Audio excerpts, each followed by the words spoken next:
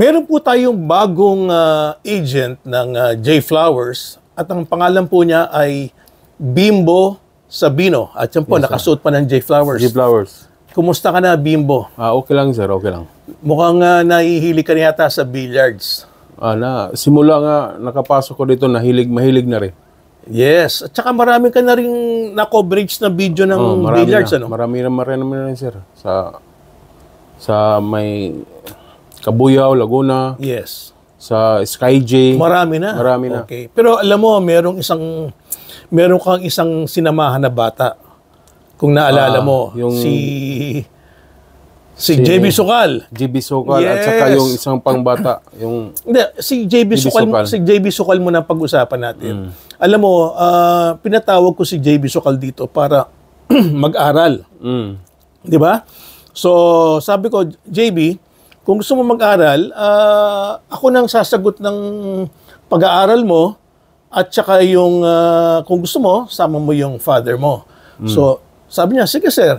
O sige, di bili kita ng 2 ticket, round trip ticket, papuntang Manila. Okay. So, kung ako nagkakamali, ikaw yung sumasama kay JB Sukal. Doon kami sa Marikina, sir. Ako ang nagsama sa kanya. Correct. Kasi ang usapan namin ni JB Sukal noon, no, magko-concentrate siya sa pag-aaral at pagdating ng gabi, maglalaro siya ng bilyar. Pero nagkaroon tayo ng problema kasi ayaw palang mag-aral ni JB Sukal. Gusto yung bilyar at saka money game. Yes, oo. Pero alam po nyo, ang gusto talaga niya is maglaro ng bilyar. Pero kung pag-aaralan po natin yung sitwasyon na hindi siya nakapag-aral, ang laki na naging kapalit kasi natulungan niya yung pamilya niya. Malaking pagbabago. Malaking pagbabago ni JB Sukal. No? Kasi nung hinawakan natin si JB Sukal dito, talagang wala siyang pera. Wala talaga, as in zero. No? Kanya sabi ko, mag-aral ka, sagot ko pag-aaral mo, at sa gabi, pwede ka magbilyar. Okay.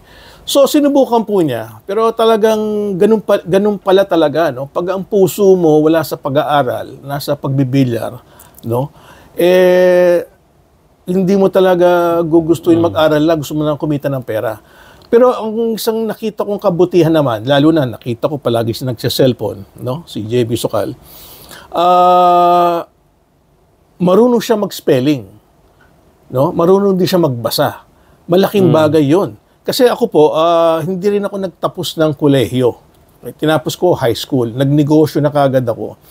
Basta ang importante, wag yung no read, no write. Kasi pag no read, no write, mahirap yun. Mahirap. Tsaka lalo na sa pustahan, hindi ka marunong mag-compute ng pera mo. Paano bibilangin ni JB Sukal yung pera? Pero alam ko, sa tingin ko, alam niya i-compute. Bisan, ang dami niyang hawak na bundle-bundle ng pera, di ba? So, I'm sure binibilang niya yun. So, marunong siya mag-compute ng pera niya. Ngayon, yung pagbabasa naman, hindi naman po siguro siya makakapag-cellphone kundi siya marunong magbasa. So, sa tingin ko, okay na rin. No? Ngayon, kung nakikinig si JB, okay naman yung ginawa mo, yun ang naging desisyon mo, pero kung meron kang time, JB, na mag-aral, kahit wag na sa school, okay? Parang tulad ng pandemic, tutorial na lang.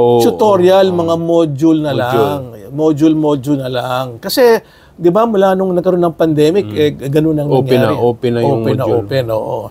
Okay, so, yun ang gusto kong pag-usapan natin, no? Anyway, maganda ba tong display natin ng mga J Flowers? Maganda, sir. Oo, talagang napakaganda po ng J Flowers, no? 2 klase yan. Merong decal at saka merong inlay. Yes. Yung inlay natin, talagang napakamura kasi yung inlay na yan, talagang isa-isang kinakabit yung mga inlay, no? Yung decal, baon yun. Yung decal naman, hard plastic. Okay, mabalik tayo kay JB Sukal, no?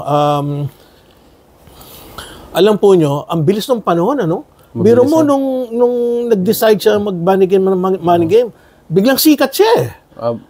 Sikat na sikat siya? Sobrang sikat, no? Pinag-aagawan po si JB Sukal, ano? Kaya sa tingin ko, okay na rin yung naging decision niya, no? Okay na rin. JB, kung nakikinig ka lang, ingatan mo lang yung pera mo, no? Kasi nakita kami sa isang bilyaran, usap kami, tapos sabi ko, ang dami mo na sigurong ipon. Sir, natatalo ako sa mga sugal-sugal. Tulad sa poker. Hindi ko alam kung anong pinapasukan niya, no?